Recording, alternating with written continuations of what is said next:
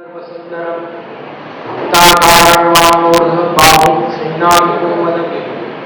प्रभुनंद कुमारो में स्वामिनी वृषभानुजा कृतार्थोहम कृतार्थोहम कृतार्थोहम न संशय नमामि श्री बालकृष्ण यशोदोत्संगलालित भूतनाथ पयप्पान रक्षिता शेषपाल श्रीदासाय भट्टाय काश्मीर्णे नंदगेहस्य सौख्यम विधातुं पुनः यह प्रदत्तो मुदाचार्य विजयद्भुतं तं मुदावान् कृष्णं नमः गोचारे विरवेणवेणो मोहप्रदो भोजगतोऽप्यस्य श्रीविठ्ठलेश प्रभुसेवितो यस्तं कामसम्मोहकमाश्रयामि अय्यं कवीनहृदे व्यस्तं नन्दालयपदं रिङ्गमाणं विठ्ठलेशासक्तिरूपं चित्तासिन्तारहन्तारो यत्पादाम्बुजरेण स्वीयानान्तानिजाचार्यान् प्रणमामि मुहुर्मुहुः यदनुग्रहतो जन्तु सर्वदुःखादितो भवे तमहं सर्वदा वन्दे श्रीमद्वल्लभनन्दनम्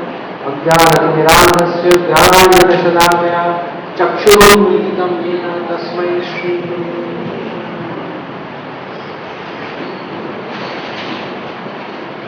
अत्र उपस्थित पूज्यपाद गोस्वामी श्री गोविंदराय जी दादा भाई के चरण कमलों में दंडवत प्रणाम करके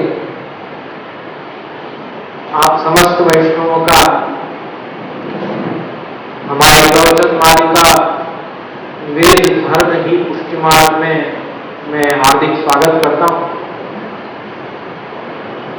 वैष्णवों, धर्म की जब हम बात करते हैं, धर्म का जब हम नाम लेते हैं, तो जैसा कि आपको 2 दिन से हम बराबर कहे जा रहे हैं कि धर्म यानी अनुशासन, धर्म का नाम आते ही बहुत से आपके ऊपर कायदे कानून आरोपित होते हैं, होंगे ही, और वो हमको खुशी खुशी स्वीकार नहीं है, क्योंकि उस धर्म में रहना हमारे लिए सार्थक ही है। वरना उस आदमी जिसको कोई प्रकार का अनुशासन चाहिए ही नहीं, उसके लिए तो फिर कोई धर्म क्या तो कोई उद्देश्य करे और क्या तो वो पालन करे। इसलिए धर्म नाम है अनुशासन का।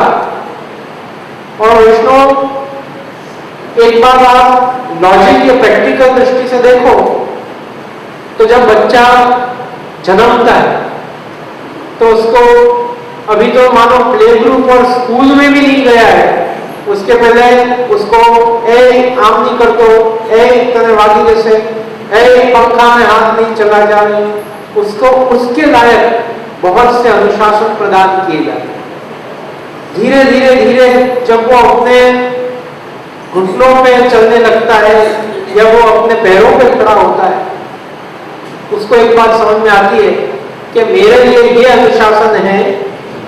और इस महिला को देखना तो मम्मा बोलना, इस व्यक्ति को बोलना पप्पा बोलना।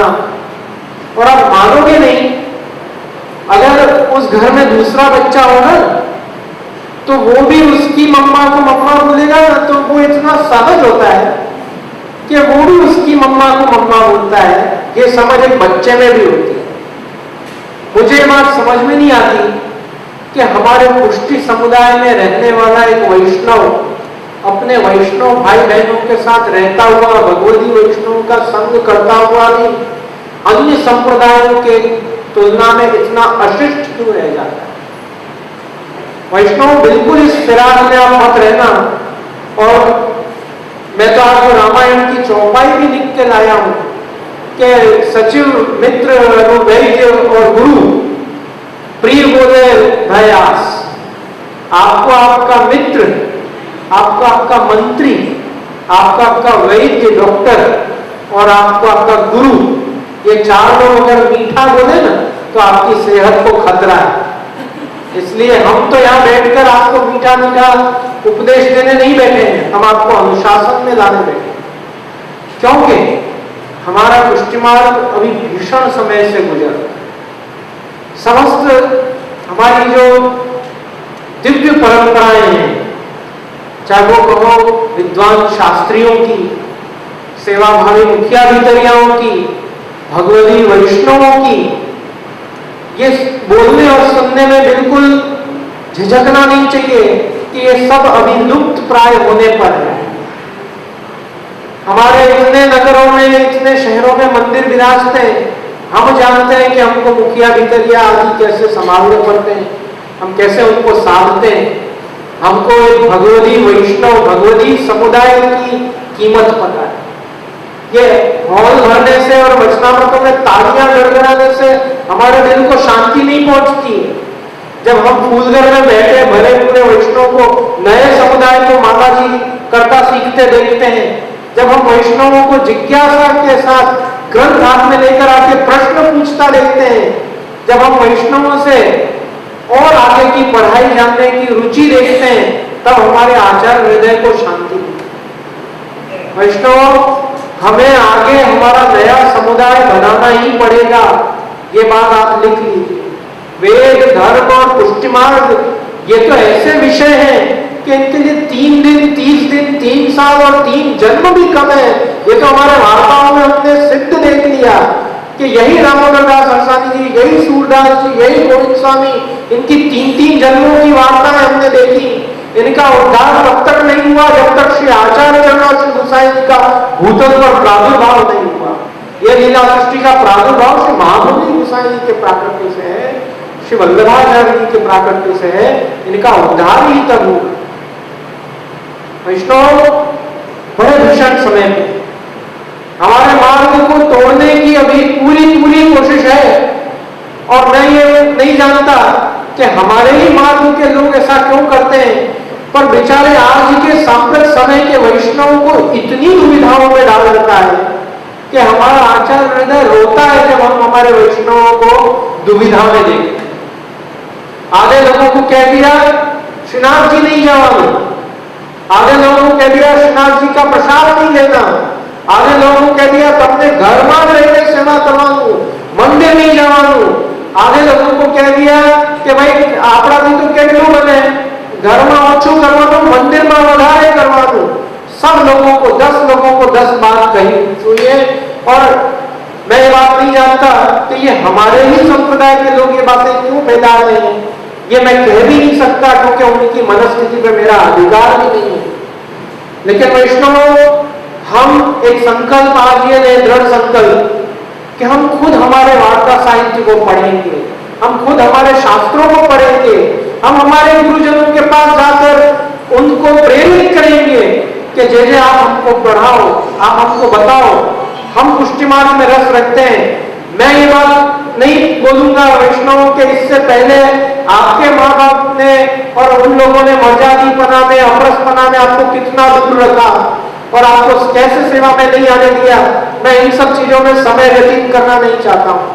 मैं ये नहीं चाहता हूँ कि अन्य वल्लभ कुल बालक और जे हमारा फलाना महाराज एम कहे छे, दिखना बाबा एम कहे छे, मैं ये भी नहीं जानता हूँ। मैं एक श्री आचार्य चरण का वंशज होने के नाते महाप्रभु जी की सृष्टि से ये अपेक्षा रख सकता हूँ कि आप अपने श्री आचार्य चरण और अपने मार्ग के इतिहास के साथ हम बालकों के पास आकर हमको प्रेरित करोगे कि जैसे हम तैयार है पढ़ने के लिए, आप हमको पढ़ाओ, आप हमको सही मार्गदर्शन दो। ऐसा क्यों नहीं हो सकता है कि शिष्य वर्ग भी गुरु को प्रेरणा दे। हमारा मार्ग तो उसका ज्वलंत उदाहरण है श्री गोसाई कि महाराज ये हमारा घासी खेल को नहीं है, ताप क्लेश को मारे। आप प्रेरित कर सकते हो हमको, हम बुरा नहीं मानेंगे अगर आप नव चेतना के साथ हमारे पास आओगे। हम बुरा नहीं मानेंगे यदि आप मार्ग के उत्कर्ष के लिए हमारे पास नवीन आइडियाज लेके आओगे कि जैसे इन सब चीजों से वैष्णवों को पोषण दिया जा सके। बहुत शर्म आती है मुझे जब वैष्णव मेरे पास आते हैं और भाषा भी कैसी उपयोग करते हैं कि ये करें ना तो आजकल का वैष्णव अट्रैक्ट हो। मैंने क्या एग्जीबिशन खोल रखा है, मैं क्या दुकान लगाकर बैठा हूं, मैं क्यों अट्रैक्ट करूं वैष्णव। दैवी जीव होगा तो मेरे घर खुद आएगा कि कृपादास आप मुझे शरण दो, और वो दैवी जीव होगा इसका यही प्रमाण है क्योंकि हमारे पूर्वाचार्यों ने मार्ग रुचि ही बताया है। और तो कोई थर्मामीटर हमारे हाथ में दिया नहीं है कि जो उसके मुंह में डालते तो उसकी दैवीता को चेक कर सकते। उसकी मार्ग की रुचि ही उसका थर्मामीटर है, और जब वो मार्ग की रुचि बताएगा तो कोई भी मतलब कुल बाधा मैं नहीं मानता हूं कि उसकी मार्ग में रुचि देखते हुए भी उसको शरण नहीं देगा। અહીંયા सेवा करवानो, क्या नहीं करवानो, ये नहीं करवानो। अरे हमारे तो ठाकुर जी में भी हमने विभाजन कर दिया। ये तारा ठाकुर जी, हमारा ठाकुर जी, गुरु ना ठाकुर जी, અહીંયા ना ठाकुर जी। अरे ठाकुर जी में भेद कहां से हो गया? हमको तो यही बताया कि श्री गोवर्धन श्रीनाथ जी ही समस्त घरों में विराज रहे हैं, समस्त वैष्णवों के हाथ से सेवा ले रहे हैं, बालकों के हाथ से सेवा ले रहे हैं। ये सातों स्वरूप भी श्री जी के ही रूप है। द्वारकेश जी ने इनकी भावनाएं प्रकट की कि मथुराधीश प्रभु की भावना, विठलनाथ जी की भावना, नवनीत प्रिया जी की भावना, ये सब श्रीनाथ जी के ही रूप है। यही हमने वार्ता साहित्य से देखा। आपने क्या कुंभनदास जी की वार्ता नहीं पढ़ी वैष्णव? कुंभनदास जी की वार्ता में स्पष्ट आता है, मैं आपको सुनाता हूं कि श्री गोवर्धन श्रीनाथ जी रोज मंदिर से उतरकर कुंभनदास जी के खेत में उनकी गोद में बैठ के बेजन की रोटी और बेटी का शाग आरोपने पधारते थे। और रोज आप कुंभनदास जी अपने स्वहस्त से उनको आरोगाते थे। एक दिन जब शंखनाद का समय हुआ और कुंभनदास जी ने अपनी गोद में विराजे श्री गोवर्धन श्रीनाथ जी को पधराया और उन्होंने कहा, प्रभु मैं चलता हूं, मंदिर की सेवा का समय हो गया है। तो श्रीनाथ जी ने उनसे पूछा, वार्ता घर जाके पढ़ना वैष्णव। श्रीनाथ जी ने उनसे पूछा, अरे मैं तो तेरे ही घर में तेरी गोद में बैठा हूं, वहां मंदिर जाके कौन की सेवा करेगा? तो कुंभनदास जी ने कहा कि कृपानाथ, आप यहाँ पधार रहे हो, अपनी रुचि से पधार रहे हो, पर आप जो मेरे घर पधार के मेरे हाथ से मेरी गोद में विराज के आरोप रहे हो ना, ये वह मंदिर की सेवा को फल है। या तो आप पधार रहे हो, नहीं तो आप तो आज पधार रहे हो, कल नहीं पधारो, आपकी इच्छा पे। लालन नाही काऊ के बस के, बावरी भाई उनसे मन रुझायो, वे तो सदा अपने रस। कौन श्री कृष्ण को बांध के रखेगा? आपके घर आपके हाथ से एड़ी टेढ़ी मेल का बना हुआ, यहां वहां जाता हुआ कंजूसी से बनाई हुई खीर भी खाने के लिए, आरोगने के लिए उनको कौन बाध्य करेगा? आपके वल्लभ स्वरूप आपके गुरुदेव की कहानी ही उनको बाध्य करेगी कि ऐसा तैसा भी आपका बना हुआ ठाकुर चाव से वैष्णव कैसे कह दिया किसी ने कि यहां जाके सेवा नहीं करना, वहां जाके नहीं। अरे अपने गुरु शुश्रूषा और गुरु विभूम कालिंदिन सो गुरुगिरिन गुरु विभूम स्वीय प्रभुष्य स्मरे। हम रोज स्मरण भी वहीं से प्रारंभ कर रहे हैं कि श्री यमुना जी, गिरिराज जी, गुरु के ठाकुर जी, और तब फिर हमारे स्वीय प्रभु का हम स्मरण कर रहे हैं। गुरु घर और गुरु हमारे, देखो पुष्टिमाल की विडंबना कैसी, घर हमारा, ठाकुर जी हमारा, सब कुछ हमारा, पर रीत कहां की? गुरु घर। क्यों? क्योंकि अगर ठाकुर जी में भेद होता, अगर स्वरूप भेद होता, तो आपके घर में आपके ढंग से चलना चाहिए खाता। आपके घर में वहां की रीत चल रही है, मतलब ठाकुर जी में भेद नहीं है, अभेद है। अब वैष्णव मैं ही यहां एक पूर्व पक्ष खड़ा करता हूं। एक वार्ता यह भी है कि वैष्णव, एक वैष्णव था, उसके ठाकुर जी डरते बहुत थे। आपने ये वार्ता सुनी होगी। उसको बंदर से भी डर लगता था, कुछ भी होता था तो ठाकुर जी को बड़ा डर लगता था। कुछ भी होता था तो ठाकुर जी बहुत डरते थे। तो उस वैष्णव को सतत ठाकुर जी के पास रहना पड़ता था, उसके घर के ठाकुर जी के पास। एक दिन उसके घर श्रीनाथ जी पधारे और श्रीनाथ जी ने दरवाजा खटखटाया।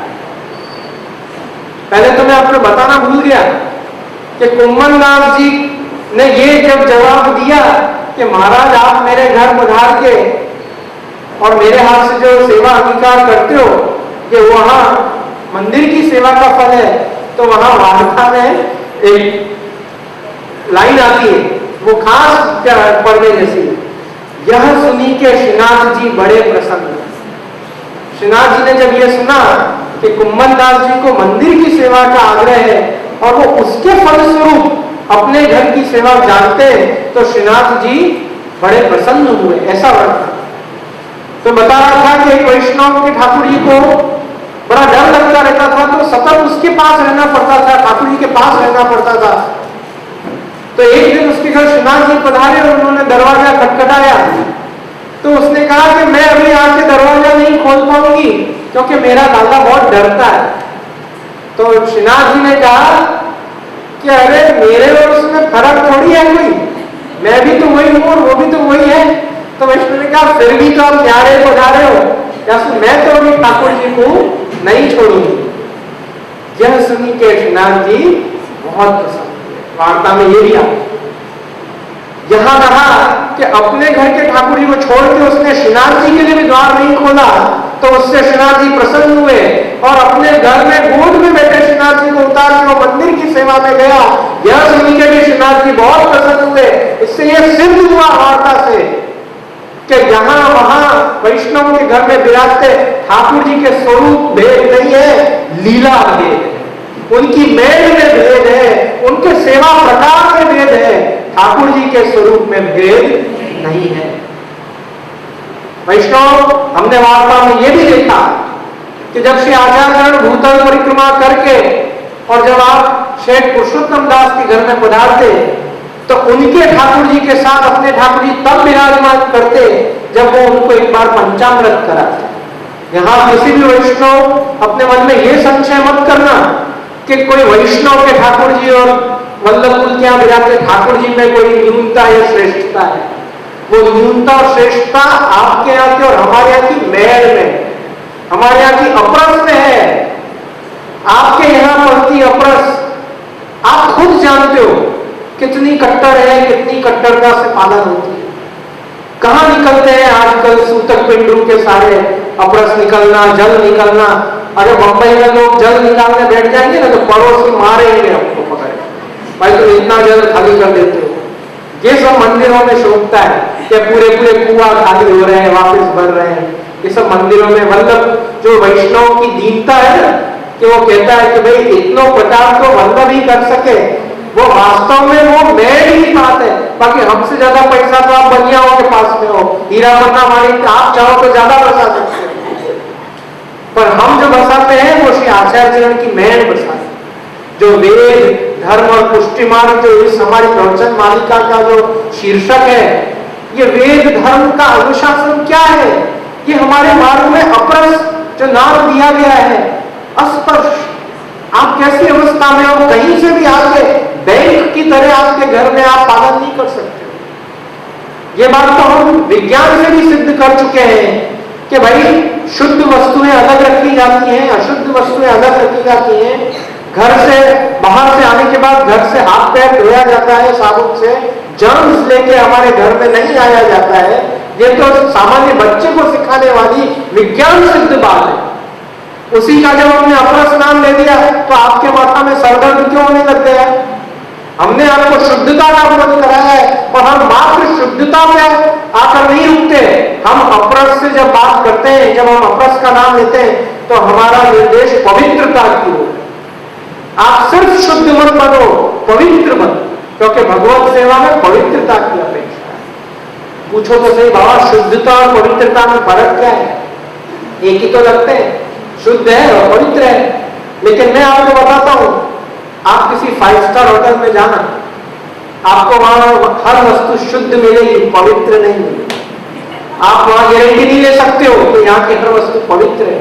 और वही आप एक तीर्थ स्थान में जाना, आपको वहां हाथ उठा के दिखेगा कि जल गंदा है, उसमें कीड़े हैं, लेकिन वहां विश्वास है, वहां आस्था है, वहां श्रद्धा है, इसलिए वो वस्तु में आपको पवित्रता नजर आती है। आप वो देखते हो कि ये जल गंदा है, रजमय है, दूध वाला है, हरा हो गया है, काई वाला है, फिर भी आपका पंडा उसको हटा के और आपको जब पान कराएगा केशवाय नमः, नारायण नमः, माधवाय नमः, गोविंदाय, आप उसका श्रद्धा पान करो, क्योंकि आपको पता है वो वस्तु पवित्र है।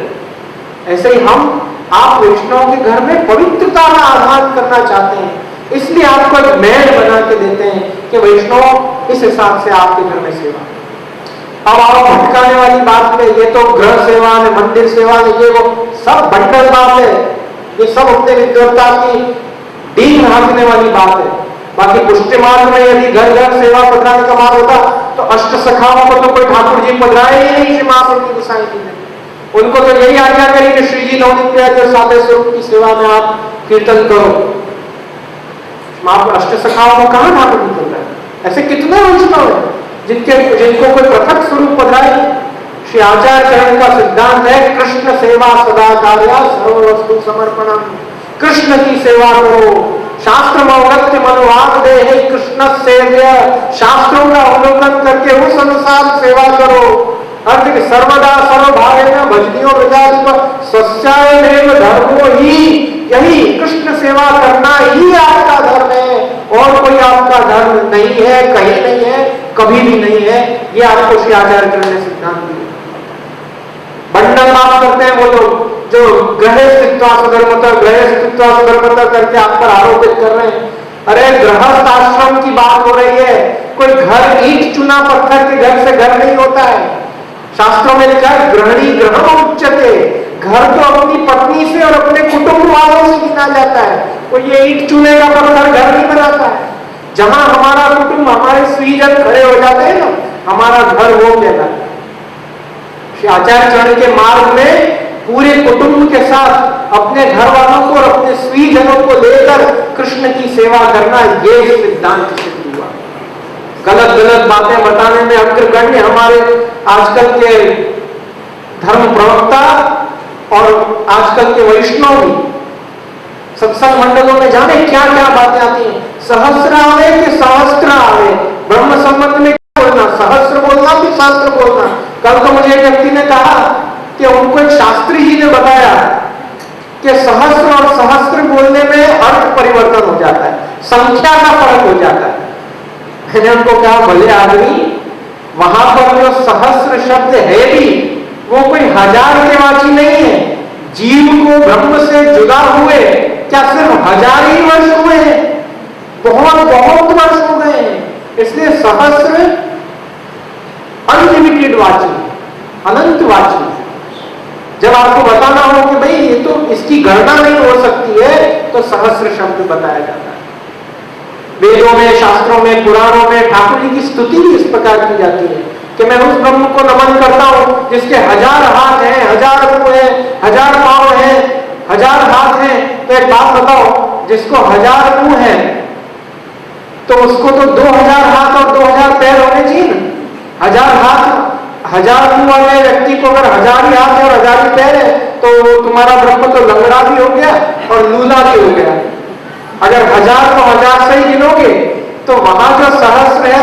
अब ये सब बातें भी आपको किससे पूछना चाहिए कि सहस्र में र लगाऊं कि त्र लगाऊं? आपके गुरुदेव से। आपके घर में मिश्री भोग की सेवा गुरु आज्ञा से विराज रही है।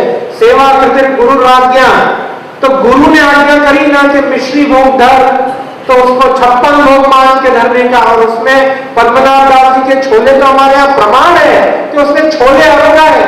तो अभी ठाकुर जी ने कहा श्री गिरधर जी को कि आपने मुझे 56 भोग अरोगाया, लेकिन पद्मनाभ दास जैसे छोले का स्वाद नहीं आया। तो मिश्री भोग अरोगाने में न्यूनता का आप वो अनुभव क्यों करते हो? जैसे हमको यही सेवा करना है। वैष्णव का एटीट्यूड कभी कभी बताता है कि सकड़ी की सेवा करने वाले ऊपर, अनसकड़ी के उनसे नीचे, दूध घर की उनसे नीचे और मिश्री की तो है। क्या लगता है? शर्म आनी चाहिए हमको। अरे हमारे बड़े मंदिर में एक बड़ी प्राचीन वैष्णव बैठती थी। वैष्णव से कहा करती थी कि वैष्णव मिश्री नो भाव तमने कहीस ने तो પછી તમારાથી मिश्री લેવાય नहीं, એટલું ગૂઢ भाव છે। मिश्री श्री स्वामी जी की अधर सुधा का भाव है मिश्री में।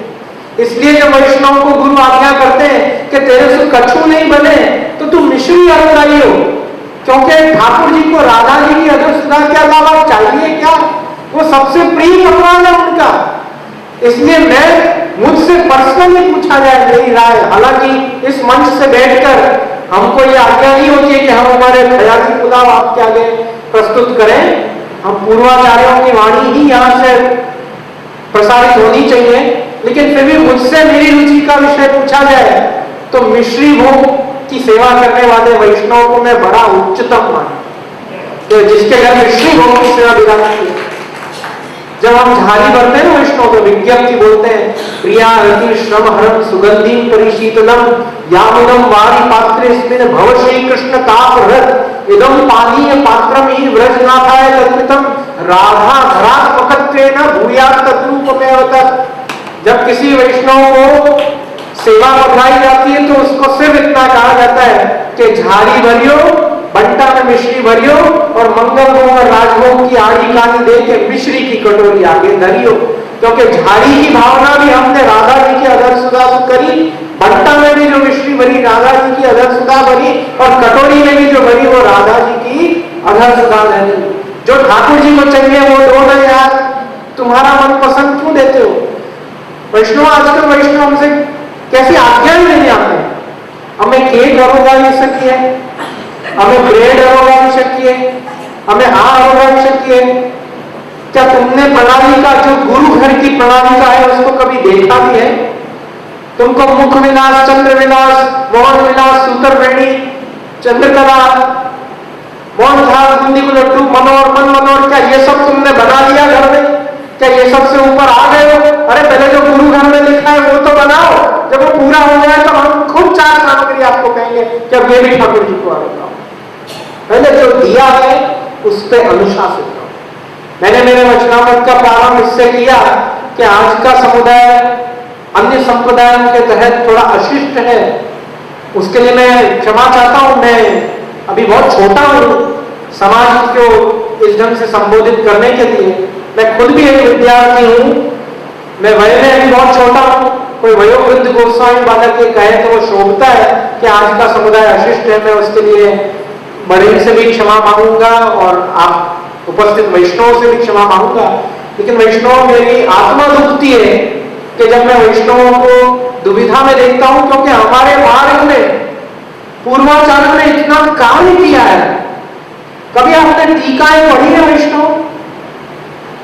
यमुनाष्टक की टीका उठाओगे ना तो मुरारी पद पंकजन में मुरारी नाम ही क्यों रखा है, ये प्रश्न खुद पूर्वाचार्य उठाते हैं और फिर खुद उसका समाधान करते हैं कि क्योंकि मुर नाम के दैत्य को भगवान ने मारा था जो जल नहीं रहता था, और क्योंकि श्री यमुना जी रस रूप है, जल रूप है, इसलिए उनकी स्तुति करने के लिए श्री आचार्य ने यहाँ भगवान के मुरारी नाम का उपयोग किया। अब बताओ ये प्रश्न आपको उपजा था कि ये पूर्वाचार्यों को उपजा था? ये उनका उपचार हुआ प्रश्न है। अरे आपके पास और हमारे पास तो इतने सवाल नहीं है जितने हमारे मार्ग में सवाल उठाए गए हैं और उसके उत्तर दिए गए हैं। फिर भी हम आज ढेर के ढेर बैठे हैं, हमको कुछ पता नहीं है घर में क्या करना, सेवा कैसे करनी, गुरु घर जाके गुरु को कैसे संबोधित करना। मैंने बच्चे का उदाहरण इसलिए दिया था कि जब बच्चा से सीख सकता है तो हम वैष्णव से वैष्णव क्यों नहीं सीख सकते? आज हम ऐसे क्यों नहीं बन पा रहे हैं कि हम नए वैष्णवों को एक नई नव चेतना दे, नई प्रेरणा दे? क्या दयाराम माई के इस पद्य को हम भूल गए? तुझ संग रंग लागे तो तू वैष्णव साचो, तुझ संग रंग न लागे तो तू वैष्णव काचो। आज हम और आप कच्चे वैष्णव हैं अगर हमसे कोई प्रेरणा देके पुष्टिमार्गी जीवन जीने की इच्छा नहीं कर पा रहे।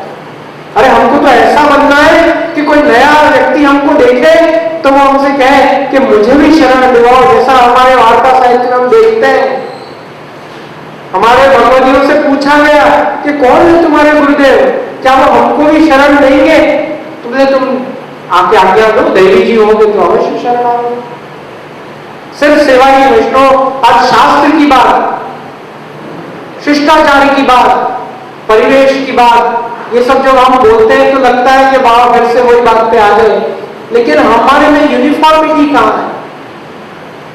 वैष्णव संप्रदाय किसको कहते हैं मालूम? संप्रदाय जहां इष्ट, मंत्र, फल, क्रिया और उसका इष्ट मंत्र, फल और क्रिया जहां समान हो, जहां इन चीजों में यूनिफॉर्मिटी हो और उसका फल। आज हम किसी पुष्टि मार्गी वैष्णव को पकड़ के पूछो कि तुम्हारा फल क्या है पुष्टि मार्ग का, तुम कहां भाग रहे हो, कहां पहुंचोगे, तो हमको पता नहीं। आज किसी व्यक्ति से पूछो कि हमारे इष्ट कौन, शायद इस मामले में पुष्टि मार्ग अच्छा है। मैं मानता हूं कि सब श्रीनाथ जी तो जानते हैं कम से कम कि हमारे इष्ट श्री गोवर्धन श्रीनाथ। हमारी क्रियाओं में, प्रक्रियाओं में भेद है, लेकिन हमारे भाव में भेद नहीं है वैष्णव। हमारी जितनी भाव भावनाएं हैं, स्वरूप भावनाएं, सेवा भाव भावनाएं हैं, सब श्रीनाथ जी से लेकर मदन मोहनी तक सातों घर में एक जैसी है। भेद जो है वो प्रभु के तत्सुकार है। आज किसी के यहाँ गुलाब जल का छिड़काव होता है तो किसी के यहाँ चादर झटका के छिड़काव होता है, छिड़काव तो गुलाब जल का होगा। प्रभु के सुख की सेवा। आज हम प्रभु के सुख का कहां विचार करते हैं? वैष्णव, हमारे घर में सेवा क्रियावत हो गई है, ये बात स्वीकारनी पड़ेगी। क्यों? क्योंकि आपको तो ये बात की श्योरिटी है कि आज कहां मेरे को सानुभाव होने वाला है। आज ही मैं बहुत सेवा कर लूंगी तो क्या ठाकुर जी बोलने वाले हैं क्या? आज थोड़ी तो बोलने वाले हैं ठाकुर जी। इस श्योरिटी के साथ सेवा करते हो। आप इस श्योरिटी के साथ सेवा नहीं करते हो कि आज मैं व्यवस्थित सेवा करूं, क्योंकि 4 बार आज ठाकुर जी अपने मन की मुझे बताने वाले हैं, आज मुझसे प्रभु बोलेंगे। ये भाव के साथ हम सेवा नहीं करते। हम भाव शून्य होकर सेवा करते हैं उस मार्ग में जिस मार्ग में भाव एक सिद्धांत, खुद सिद्धांत। आप जिस वस्तु में भाव भावना करते हो, ये सामग्री श्री चंद्रावली जी की आड़ी से सब, क्योंकि इसका वर्ण श्वेत है, ये अंदर बाहर से रसरूप है, ये प्रभु को श्री चंद्रावली जी की ही याद दिलाए। आप जलेबी हरगाते हो तो जलेबी की भावना जानते हो विष्णु? आज आपके हर गुरु घर के बालक के जन्मदिन और उत्सव पे कुछ आए ना आए हांडी जलेबी तो आती ही है। क्यों? वो जलेबी का इतना महत्व क्यों है? क्योंकि जलेबी जो है ना कंचन वर्ण की, और पुराणों में श्री स्वामी जी को, राधा जी को कंचन वर्ण का बताया है कि आपका श्रीअंग कैसा है? स्वर्ण की तरह उनकी लालिमा, वो अंदर बाहर से रसरूप है। और जैसी जलेबी में लोच है ना, श्री स्वामी जी राधा जी के श्रीअंग में भी ऐसी लोच है। इसलिए जलेबी को हाथ लगाकर हम कहते हैं ये श्री स्वामी जी की आड़ी से आप हर उत्सव पे जलेबी आई। ये भाव भावना वाला मार्ग, जहां भाव ही सब कुछ है, भाव के अलावा और कुछ नहीं है, उस मार्ग में हम रह के भाव शून्य होके क्रिया की तरह ऑफिस का काम समझकर सेवा कर रहे हैं। आज हमको इस बात पे शर्म आनी चाहिए।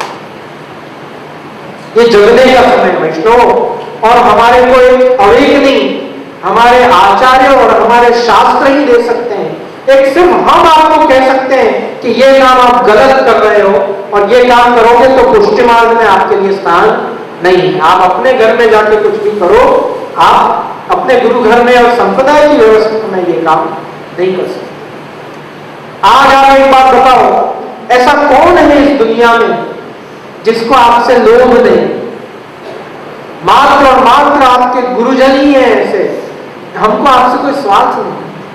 आप ऐसा करोगे तो हमको प्रसन्न करोगे, आप ऐसा नहीं करोगे तो हमको प्रसन्न करोगे। हमको ये कहने में 2 मिनट नहीं लगेगी कि भाई तो तू तेरे घर बना, हम हमारे घर बना। क्यों? क्योंकि श्री आचार्य के सिद्धांत से खेल होता, श्री पुष्टिमार्ग से खेल होता, और पुष्टिमार्ग को बदनाम होता। हम महाप्रभु जी के वंशज होते हुए भी ये सहन नहीं कर सकते। इसलिए हम आपको बारंबार ऐसे वचनामृत सत्रों से आपको एक जागृति लाने की कोशिश करेंगे कि वैष्णव आप जागो, अपने संप्रदाय को समझो और ऐसे बनो कि आने वाली पीढ़ी को उसकी प्रेरणा मिले। आपसे प्रेरित होकर, आपसे प्रेरणा लेके, नव प्रेरणा लेके आने वाला समुदाय अच्छा वैष्णव। हम क्या हमारे आने वाली पीढ़ी को दे रहे हैं वैष्णव? कभी सोचा है आप खुद अपने? मुझे बहुत लोग कहते हैं कि युवा पीढ़ी रस नहीं ले रही, युवा पीढ़ी रस नहीं ले रही है। मैं मन में हंसता हूं, क्या तुमने रस ले लिया? क्या तुमने इस मार्ग का रस ले लिया? अपने मार्ग में कितना कुछ सीखने का है। मुझे याद है दादाजी, श्री दीक्षित जी दादाजी ऐसी आज्ञा करते, मैंने मेरे बड़ों से प्रसंग सुना है कि उनसे जब पूछा गया कि ब्रह्म संबंध पूछ परछ के देना चाहिए कि जो भी आए उसको दे देना चाहिए, तो दादाजी ने इतनी सुंदर आज्ञा करी कि ब्रह्म संबंध के लिए मार्ग रुचि तो बहुत आवश्यक है, लेकिन ये भी एक बात सत्य है कि ब्रह्म संबंध जो है पुष्टि मार्ग का प्रवेश द्वार है। उसको श्रीअंग की सेवा, माला जी की सेवा, सामग्री की सेवा, बैठक जी में महाप्रभु जी के चरण स्पर्श, ये सब तभी उपलब्ध होंगे जब ब्रह्म संबंध उसको होगा।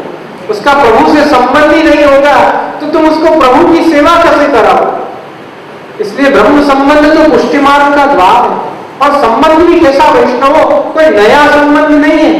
एक ये प्रश्न तो मन में उठेगा ना कि भाई जब ब्रह्म से संबंध जीव का, पहले ही कह दिया जो यदंश स्तंभ भजे, जो जिसका अंश है वो उसका भजन करे, तो ब्रह्म संबंध की फिर आवश्यकता ही क्या है? जीव का तो ब्रह्म के साथ स्वतः संबंध है, पर उस संबंध की क्या हमको पता है कि हमारा प्रभु के साथ कैसा संबंध है, क्या संबंध है?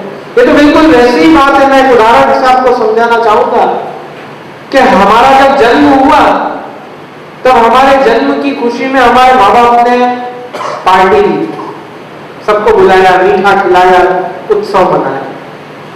आपको वो उत्सव याद है? तो आपको भी नहीं, हमको तो याद नहीं।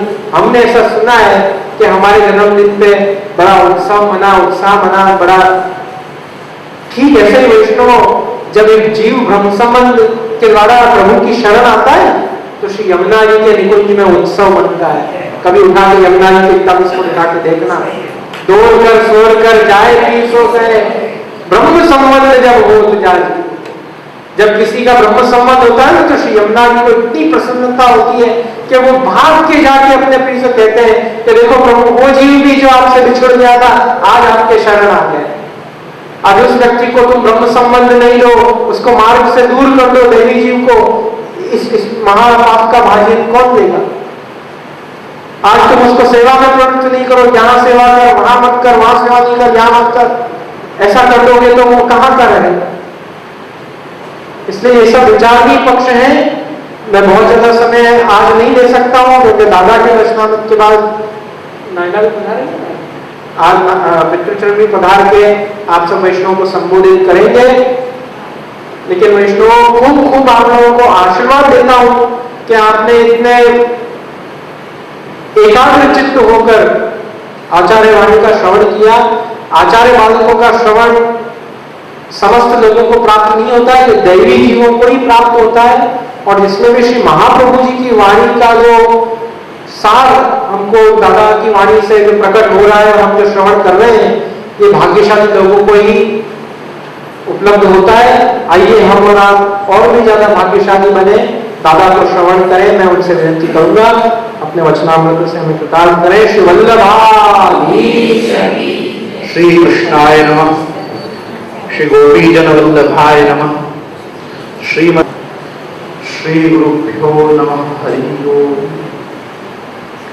प्रचोदिता येन पुरा सरस्वती वितन्वता यस्य सतिं स्मृतिं बुद्धि स्वलक्षणा प्रादुर्भूर्किलासित समे ऋषीणां वृषभ प्रसीदताम्।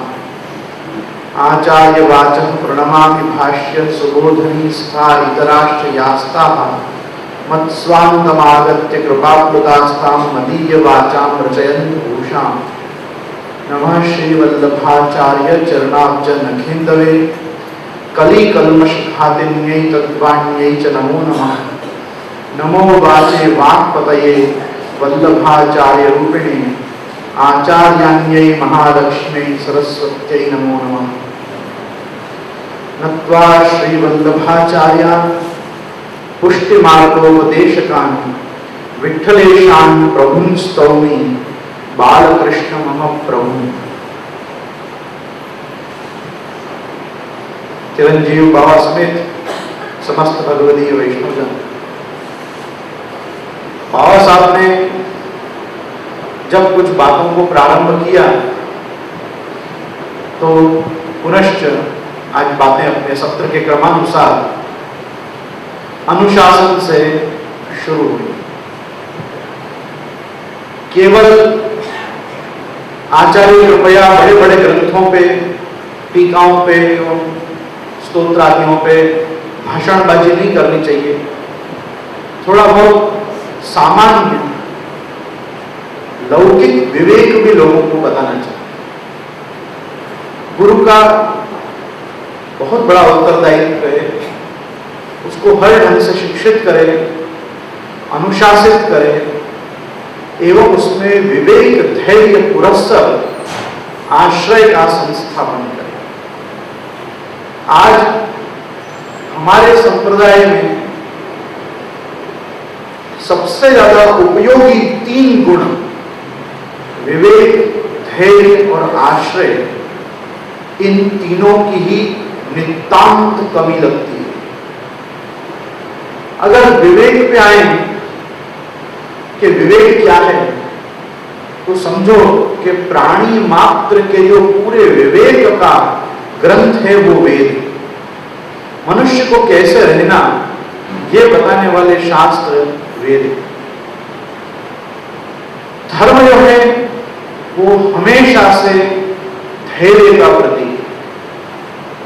धर्म जो है वो बिना धैर्य के कोई व्यक्ति उसको न जी सकता है न पाल सकता है। और आश्रय जो है वो ही पुष्टि मार्ग का परम एवं चरम लक्ष्य। हमारा भगवद आश्रय बना रहे और आश्रय पूर्वक स्मरणम भजनम चापी न त्याज्यम इति मे मति रूपा पुष्टि मार्गीय मोक्ष हमको उपलब्ध होता है। आश्चर्य की बात देखो, अपने पूर्वाचार्य कैसे कृपालु हैं, अपने को जीते जी मोक्ष दिया है। पुष्टि मार्ग में जो मोक्ष है वो मरणोपरांत नहीं, जीवित मोक्ष। और मुक्ति किस चीज से है? संसार विस्मृति पूर्विका भगवद आसक्ति इति निरोधः। आपको निरुद्ध हो जाना, आपके संसार की विस्मृति हो जाना, हम संसार को भूलकर भगवत चरणारविंद में लगे, ये इस प्रकार से हमारा निरुद्ध होना ही हमारा मोक्ष है। आचार्य चरण इतनी सुंदर आज्ञा करते हैं कि हरिणा ये विनिर्मुक्ता ते मग्ना भव सागरे ये निरुद्धास्त एवात्र मोद माया जहर्निशम। जिनको भगवान ने छोड़ दिए, जिनको भगवान ने मुक्त कर दिए, वो तो भवसागर में मग्न हो गए, ये संसार समुद्र में रहे। और ये निरुद्धा जिनको भगवान ने पकड़ लिए, जिनको भगवान ने अपने में लय कर लिए, वो तो हंसते हंसते इस माया को तार गए। जैसा भगवान ने स्वयं आज्ञा की है, मामेव ये प्रपद्यन्ते माया मेताम तरन्ते। जो मेरा प्रपद्यन करता है, जो मेरा भजन करता है, वो मेरी माया को जीत सकता है। अन्यथा दैवी येषा गुणमयी मम माया दुरत्यया। ये माया को पार नहीं किया जा सकता। हम सब माया से ही आच्छन्न हैं। जीवहु प्राणधारिण। जिस दिन हम जीव हो गए, जिस दिन हम भगवान के अंश इस मृत्युलोक में आ गए, तब से हम सब माइक हो गए। हम माइक ही हैं। हमारे यहाँ क्या हुआ है? मायावाद निराकर्ता, मायावाद तमो निरासन पटु इत्यादि बहुत बहुत बातें ऐसी आचार्य चरण के बारे में लिख लिख के हमको ये बताया गया है कि मायावाद तो महाप्रभु जी ने नष्ट कर दिया, अब कुछ है ही नहीं, माया का कोई भय नहीं। ब्रह्मवादियों को माया से भयभीत ही रहना चाहिए, क्योंकि माया भगवान की शक्ति है। माया कोई आसुरी शक्ति नहीं है। अगर आसुरी शक्ति होती ना तो हम सब निर्भय हो जाते कि नहीं, भगवान है ना, भगवान हमारी उससे रक्षा करेंगे। लेकिन आश्चर्य देखो कि भगवान स्पष्ट कहते हैं कि ये आसुरी माया नहीं है, ये माया दैवी है। दैवी येषा, मैं इस माया की बात कर रहा हूं। भगवान कहते हैं दैवी येषा गुणमयी। इसमें सब जो भी खेल है वो सत्व रज और तम, ये तीन गुणों का ही खेल है। गुणमयी, जो इसमें जिस चीज का उद्रेक होगा वही गुण उसका स्फुरायमान हो जाएगा। सत्वात् संजायते ज्ञान, सत्व गुण आ जाएगा व्यक्ति में, ज्ञानोदय होगा। रजोगुण आ जाएगा तो काम एषः क्रोध एषः रजोगुण समुद्भव इत्यादि चीजों से अपने को भगवत शास्त्र बताते हैं कि सारा खेल जो माया का है वो सारा खेल जीव राशि के ऊपर ये गुणों का ही है। और भगवान स्पष्ट कहते हैं मम माया दुरत्यया, इसको पार नहीं किया जा सकता। परंतु हमें ये प्रपद्यन्ते, जो मेरा प्रपद्यन करता है, जो मेरी भक्ति करता है, वो ही मेरी माया को जीत सकता है। श्री वल्लभाधीश की जय, श्री गोसाई जी परम दयाल की।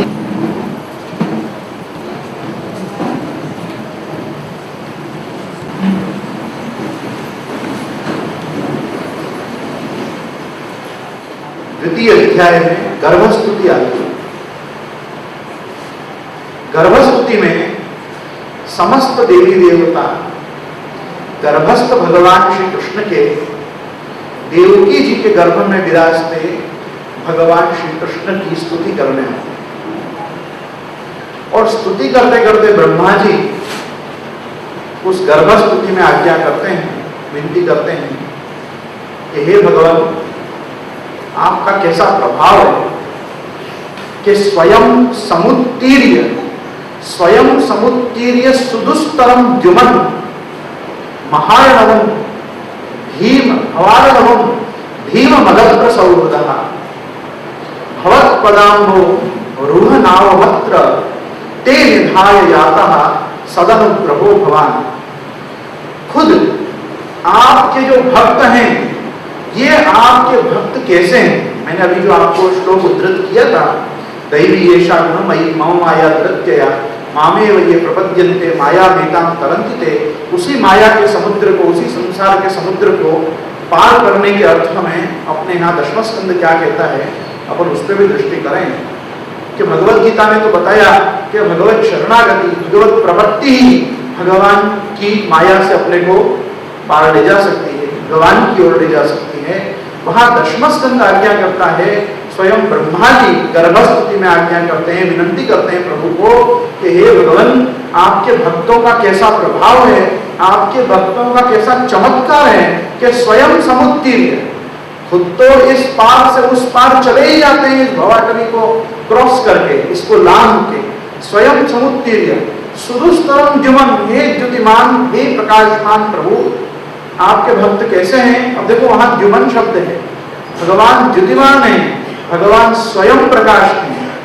यस्मिन विभाति अनुभाति सर्वम यस्मिन इदम सर्वम इदम विभाति, भगवान के प्रकाश से ही सब कुछ प्रकाशित है इस लोक में।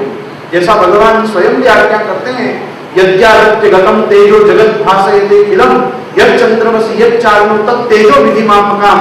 अभी तो भगवान कहते हैं वैसा तेज मुझ में है, बाकी शास्त्र तो सब जगह यही बताते हैं कि इन सब में जो तेज है वो भगवान का ही तेज प्रकाशित हो रहा है। कोई भगवान के नेत्र हैं, कोई भगवान का मन है, कोई भगवान की बुद्धि है। ये जितने भी सूर्य चंद्र तारागण आदि हैं, ये सब भगवान में से ही उत्पन्न हुए हैं, भगवान विराट में ही स्थिति है।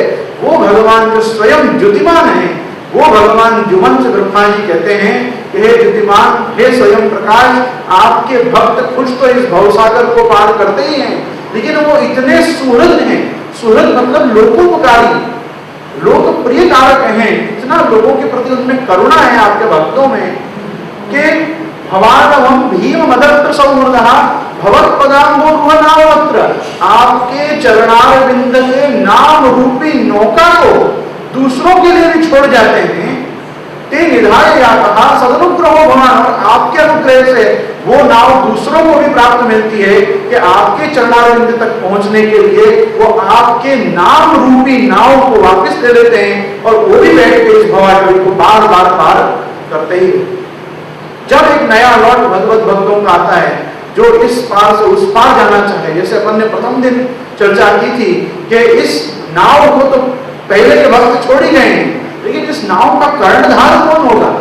नाव का कर्णधार तो होगा देह द्रोण्या ययासुना परम पारम भावुदे गुरुणा कर्णधारेण युक्तार्यः स्वोपदेशतः, अपने उपदेश के द्वारा एक गुरु ही इस पूरी नौका का कर्णधार केवल बनकर तुम्हारी इस देह रूपी द्रोण, इस नौका को इस पार से उस पार ले जाएगा, जिसमें गुरु तो तुम्हारा केवल है और नाव तुम्हारी है भगवान के चरणारविंद के नाम रूपी नौका। आज अपन को इसमें बैठना है।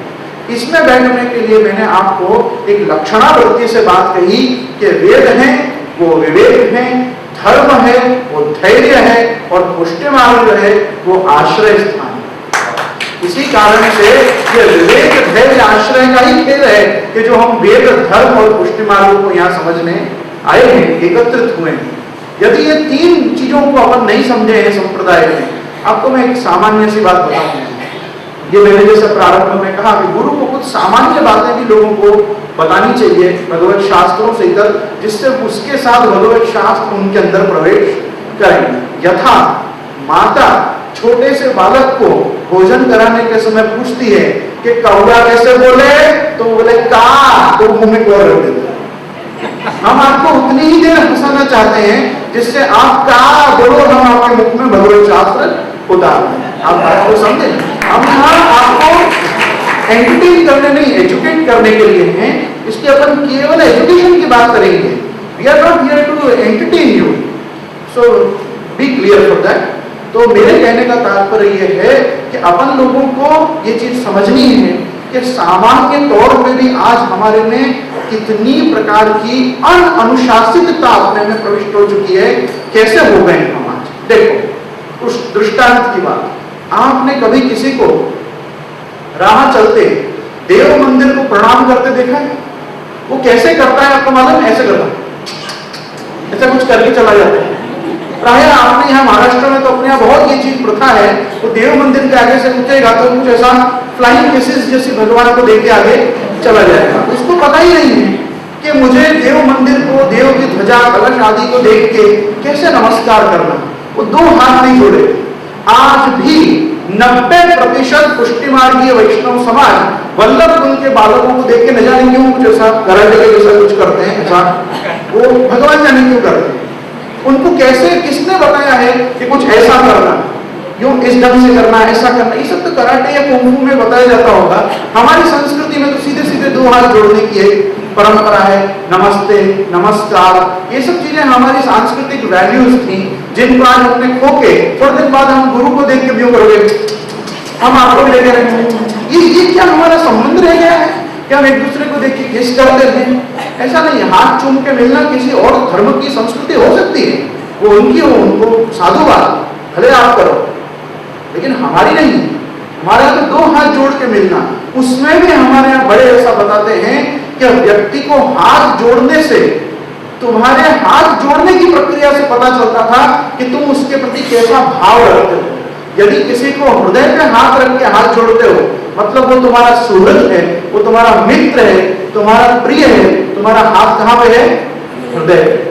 अगर वही हाथ तुम्हारा मुख तक पहुंचा, मतलब तुम उसकी स्तुति करते हो, तुम उसकी पूजा करते हो, तुम उसके लिए अच्छे शब्द बोलते हो, सम्मानवाची शब्द तुम्हारे मुख से उससे निकलते हैं, तो यूं हाथ आ जाता था मुख के पास, माथे के पास, और यूं हाथ आ जाए मतलब वो तुम्हारा शत्रु है।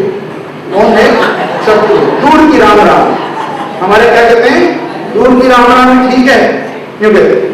कभी हम नहीं कहते उसको के। लेकिन देखो हमारी संस्कृति ने शत्रु को भी नमस्कार करना सिखाया, लेकिन आज हम संस्कार और संस्कृति से बहुत ऊपर आ गए। हम कहाँ आ गए आज हमको भी नहीं मालूम है, लेकिन इसको हमारे यहाँ ऊपर आना नहीं कहेंगे, पतन कहा जाता। हमारा पाप हुआ है, और हमारा पाप कहाँ से हुआ है? हमारी वैल्यू सिस्टम से हुआ है। जो जीवन मूल्य थे, वो जीवन मूल्यों को बताने वाला शास्त्र वेद कहा जाता है। वेद शब्द का सिंपल मीनिंग है ज्ञान। वेद मतलब जिसको हम जानते हैं, मैं उसको जानता हूं, मैं उसकी जानकारी रखता हूं, मतलब मैं वो वस्तु मेरे जानकारी में है, मतलब वो वस्तु मेरे लिए वेद